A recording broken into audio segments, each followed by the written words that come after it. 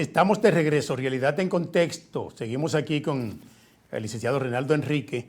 Hablábamos en el segmento anterior, licenciado, de que todavía hay abogados que incurren en inobservancia de los plazos procesales y finalmente, aun cuando tengan un expediente con todas sus pruebas ahí, bien sustentado, terminan perdiendo el proceso. Bueno, porque si no manejan el procedimiento, no son abogados. Exacto. Pueden ser licenciados en Derecho, pero no son abogados porque los detalles más determinantes están sometidos a plazo. Todo el mundo no es como usted o como yo, que nos gusta leer, compramos libros para leer, leemos los códigos, los revisamos, volvemos y lo leemos, porque eso hay que aprendérselo. Claro, porque si en acción privada, por ejemplo, usted le notifican alguna acusación y el 299 combinado con el 305, por ejemplo, que da un plazo de 5 días para que usted haga los reparos a esa acusación de acción privada. Y aquí ya estamos entrándonos a una materia que no la decimos mucho Sí. aquí, es la materia de penal. Entonces, esos reparos, esas observaciones que usted haga no van a tener fundamento. No, Porque no van a ser emitidas por el juez. exactamente. Pero las apelaciones en materia también penal, Sí, el famoso plazo de los 20 días, sí. los 10 y los 20 días. Plazo bien limitado también. Entonces, Wow. también tenemos que hablar de lo que tiene que ver con los plazos que generan y extinguen derechos relacionados con la prescripción extintiva y adquisitiva para lograr algún derecho a la propiedad con algún terreno no registrado, y que generalmente hay una corta prescripción de 5 y 10 años y hay una de 20. Eso tiene que ver con la posesión Tiene de que terreno. ver con la posesión en derechos Sí. no registrados, eso tiene que ver con plazo también. Sí, sí, sí. Entonces, si usted tiene algún terreno no registrado y usted inicia un proceso, el juez va a investigar sobre la posesión. Sí, Pero la posesión tiene que tener una configuración que está sujeta a plazo. Porque se habla de una continuidad, se habla de una notoriedad pública, se habla de una ininterrumpida posesión y se habla de que sea título de dueño. Entonces todo eso está sujeto a plazo. Y siempre los jueces preguntan, pero ¿y a quién cómo usted adquirió esos terrenos? Bueno, yo le compré hace 5 años a Juan Pérez.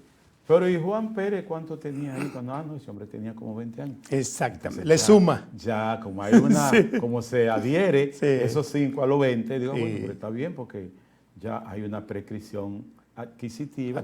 Porque pasaron no solo 20 y se establece de 20, entonces 5 y 20 son 25. Sí, porque el poseedor anterior tenía 20. Sí. Ahora yo se lo compré hace 5 años, son 25. Exactamente. Sí. Entonces, porque no es que usted tiene que Sí. durar los 25. Exacto. Es que el plazo suyo se adhiere al del otro. Que lo pueda probar con Y documentos. como el plazo está Sí. sujeto a tiempo, a una duración, a una permanencia de tiempo, pues evidentemente que el plazo va a crear un derecho para Sí. que mañana esa propiedad pueda ser saneada. Pero también el asunto de cuando son terrenos no registrados y alguien la ocupa, tiene un plazo también de 1 año. Sí. Que el verdadero poseedor para accionar en querella posesoria, en reintegranda o en denuncia de obra nueva, en el caso de que se le esté construyendo algo a un terreno no registrado, que se da mucho Exacto. en los campos, en las hortalizas, que construyen ranchos para sembrar, pero nadie le ha dado derecho. Exacto. Y toda la comunidad sabe que eso tiene su poseedor, su dueño. Pero si usted se descuida y se queda callado, y usted es el verdadero poseedor, dueño de esa tierra, pues ¿a qué puede entonces sobrepasar el año ahí y de esa turbación? Y cuando usted quiera demandar en esas acciones posesorias, le pueden ser denegadas. Es posible porque... Y eso también envuelve un plazo. Porque la posesión se prueba solo con el hecho de que usted sea ininterrumpida, que usted permanezca ahí y nunca haya salido de la propiedad. Ahí donde se establece que la posesión vale título en ese aspecto. Bueno, en derecho de inmueble no aplica ese término, porque es en materia de bienes muebles, como dice el artículo... Los no registrados. El 479, me Sí. parece, 1470. En materia de bienes muebles la posesión vale título, 1479. Pero básicamente en terreno inmueble o en inmuebles, sean registrados o no, porque de lo que se habla cuando no son registrados es de una posesión, pero una posesión que está sujeta a una prescripción. Sí.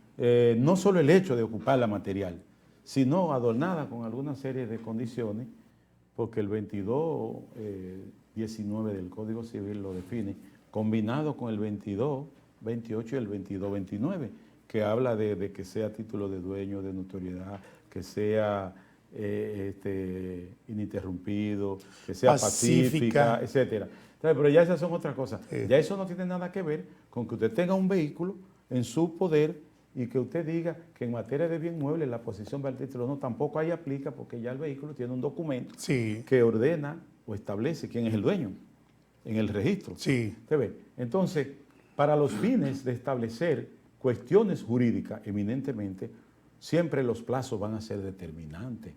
Porque mire, el 1328 del Código de Procedimiento Civil te dice a ti, para darle fecha cierta a los actos, que a partir del registro o cuando fallece una de las partes.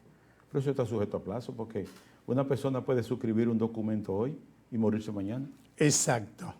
Y envolvió un plazo o un tiempo, ¿verdad? Entonces, lo que yo le quiero dejar dicho, que todo lo que se hace en justicia tiene que ver con los plazos. Está sujeto. Plazos que tienen que ver con el tiempo y están sujetos a distintas situaciones. Porque, por ejemplo, en un grupo de examen decía un abogado, no, porque Reinaldo está equivocado, porque él habla de la prescripción para la extinción de la deuda. Sí. Y yo establezco que el plazo máximo son 20 años. Y el 2262 así lo habla, que para las acciones personales o reales o mixtas, el plazo máximo son 20. Pero eso no quiere decir que no hayan plazos menores. Porque, por ejemplo, para el cobro de los honorarios y gastos de abogado, el 2273 del Código Civil nos dice a nosotros que son 2 años. Una deuda amparada en un pagaré notarial suscrito entre el acreedor y el deudor, ¿también eso prescribe los 20 años? Pudiéramos considerarlo si hay una inactividad, digamos, en el pago y el proceso para el cobro compulsivo de ese crédito. Pero debe pasar los 20 porque ese es el plazo máximo, porque hay una situación.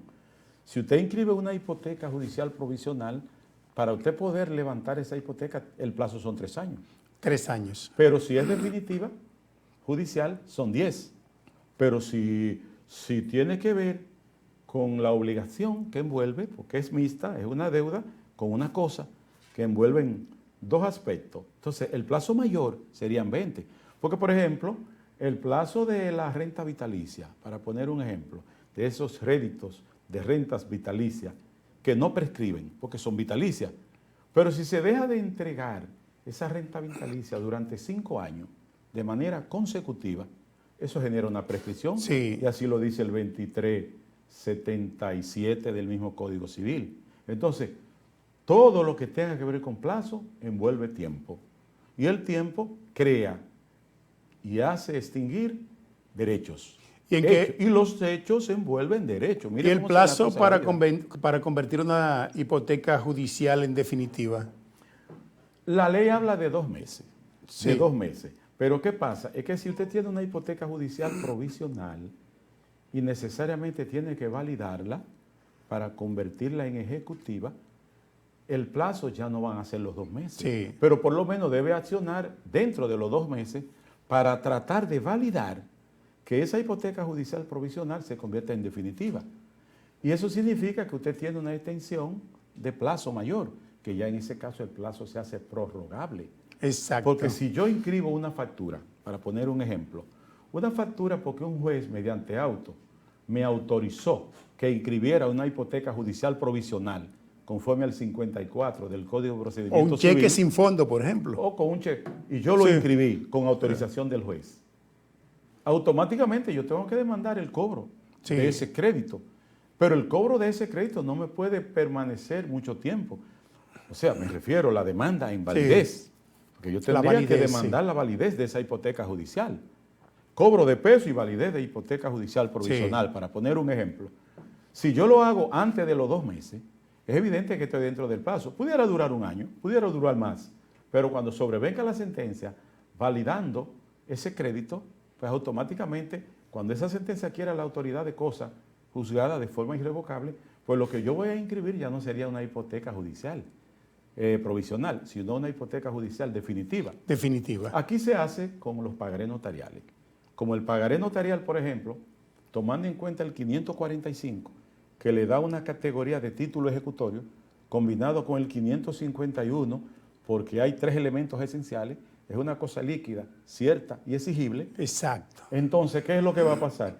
Que como yo no necesito sentencia, yo convierto ese pagaré notarial auténtico, la primera copia, como dice el 545, y hago una hipoteca judicial definitiva. Claro. Y la inscribo. Sí, Y a mí hay que entregarme, si el derecho es registrado, hay que entregarme, conforme al 94 de la ley 108, hay que entregarme un título. Si tienen una designación catastral o un título, entonces viene una ¿Cuál es el título? Doble factura. ¿Cuál es el título? Sí. El título va a ser la certificación del acreedor hipotecario. Efectivamente. Para yo entonces proceder posteriormente, si no me pagan, naturalmente, a perseguir por la vía del embargo inmobiliario, en este caso ordinario. Y eso está sujeto a todo, a plazo. Sí. Y a tiempo, naturalmente. Cosa que el tiempo es determinante. Porque hasta para usted demandar injusticia, conforme a la responsabilidad civil cuasi delitual y hasta contractual, hay un plazo de 6 meses que lo vamos a explicar en el próximo segmento. Regresamos en breve. Realidad en contexto.